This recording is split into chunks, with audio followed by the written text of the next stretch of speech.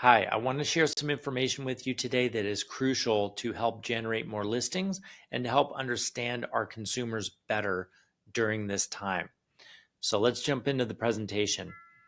This slide right here illustrates the financial picture of where we're at today. So we have to understand that the shaded area in this slide represents the recession that we experienced in early 2020. This was immediately before COVID hit, and this is how consumers were affected. So, as you can see, there was a stimulus package right after COVID hit, and this boosted the personal savings rate. The economy was shut down, people weren't spending money, so they put their money in the bank. At the same time, the bottom graph shows credit card spending and balances. So you can see savings went up, credit card balances went down. Now, as we continue over time, we can see in the top graph there were two stimulus packages introduced, and those were spent much more quickly. Now, after the stimulus ended, people got used to the lifestyle that they were living, and the economy was opening back up. So we can see during 2021, savings rate went down and credit card balances started going up to maintain their lifestyle. Now, another thing to focus on is that in 2022, the average credit card rate was 14%. Today, the average is 22%. So we've eclipsed the all time credit card balance record that was set back in 2020. So we have to understand that consumers in general have a lot of other debt other than their house. When we're talking to people, a lot of people are hesitant to sell because they have a 3 or 4 in front of their interest rate on their current home. So if they're looking at upgrading, the payment's going to be much more expensive. But there's a lot of people that have a need for an extra bedroom, an extra bathroom, a bigger yard, or maybe they just want to change neighborhood to help their commute to work, get them in a school district that they want. So there is still motivation for people to sell and move, but they're hesitant because of the low interest rate on their mortgage. But we have to understand that there's a lot of debt as well. Now, the average car payment today in America is $800 a month. 17% of people have a car payment that's over $1,000 a month, which is crazy. And these are on 6 year loans. Auto loans used to be 3, 4 years. Now they're 6 years long, and the payments are still $800 to $1,000.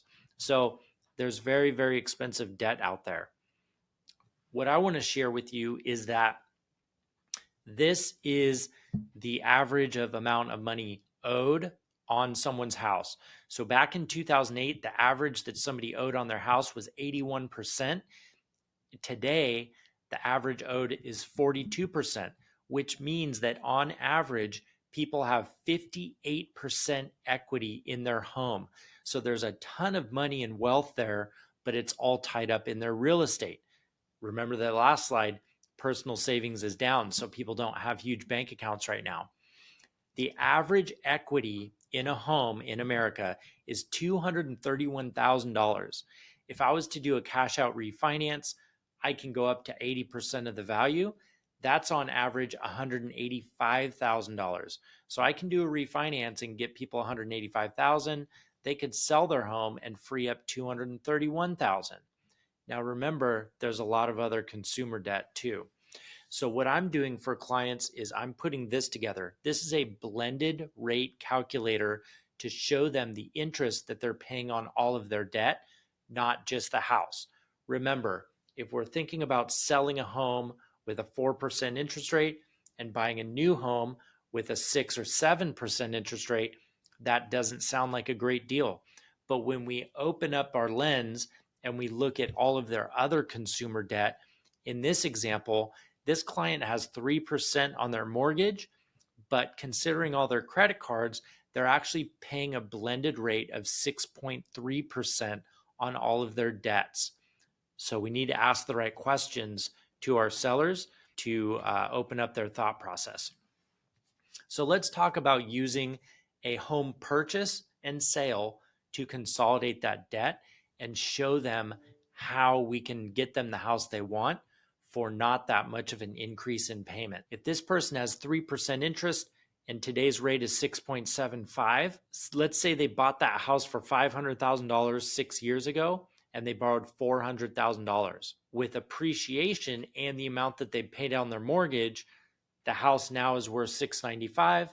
They owe 343,000 left on their mortgage, and the cost to sell in real estate commission is $35,000. That leaves them $317,000 to put down on their next home. Let's assume that the closing costs on the next home are $12,000, which leaves them $305,000 down payment. Now, if the new house that they're buying is $850,000 minus $305,000, that leaves them a new loan of $545,000.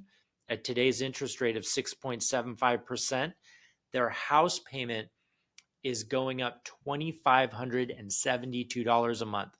This is where the payment shock comes in that people are feeling and why they're hesitant to sell their homes, even though they would like to buy a new one.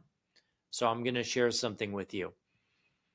What if we took all these debts? In this example, this person has $100,000 in debt above and beyond their house. And what if we used $100,000 of their profit from their sale to pay off all their other debt instead of putting it down on the new house? This is what it would look like.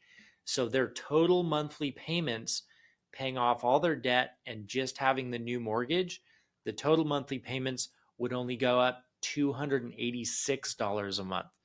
So if you're talking to a client, an extra bedroom, bathroom, bigger yard, less of a commute, that's probably not worth $2,500 a month to them. But if we can paint this picture and show them that their net monthly expenses are only going up $286 a month, now that's a real conversation where someone's going to be more likely to sell their house, use some of their equity to consolidate all of their other debt, and start with a clean slate on the new house, higher mortgage payment, but all of their other debt is gone. So this is a huge, huge value that you can offer people and show them how the equity in their home can actually benefit them on the move up to the new house, even though the interest rates are higher. So I want you to start asking the questions to your clients about what other debts they have. I would love the opportunity to work with you on that and come in as a financial partner to show people how we can consolidate debt and still get them the bigger house that they really want. Remember, a lot of people that bought houses during COVID in 2020, 2021, things were so crazy. They were bidding over ask. They were buying whatever house they could get. So there's a lot of people that are unsatisfied with the home that they ended up buying because they settled because the market was so crazy. So if we can get them into the house they want, wipe out all their other debts, and get them the house payment that they like, I think we can generate a lot of business together. So please feel free to give me a call, text, or email if you want to go over this one-on-one. I would love the opportunity to do that.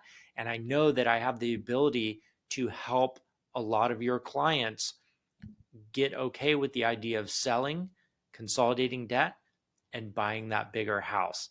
Hope to hear from you soon. Have a great day.